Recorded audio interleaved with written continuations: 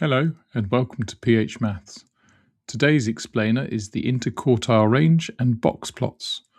The interquartile range is the spread of the middle 50% of your data, the one measure of spread that ignores outliers. By the end of this video, you'll know how to calculate it and read a box plot fluently.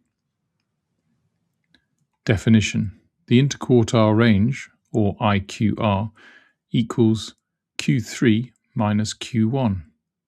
Q1 is the lower quartile, 25% of the way through your ordered data. Q3 is the upper quartile, 75% of the way. The interquartile range captures the middle half of the data.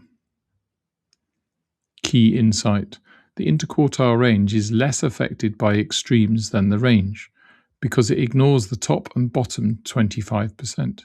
A box plot shows 5 summary statistics: the minimum, Q1, the median, Q3, and the maximum. The box is from Q1 to Q3. That's the interquartile range represented graphically.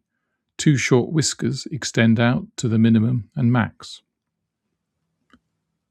Common confusion: range versus interquartile range. Range is the max minus the min, easily skewed by a single outlier. Interquartile range is Q3 minus Q1, robust to outliers. So if your data is mostly tidy with one wild value, the range might be 100, while the interquartile range is just 16.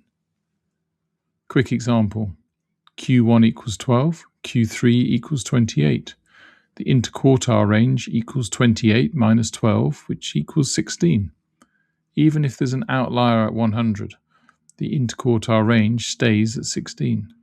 The range would balloon, but the interquartile range holds firm, and that's why examiners ask for it.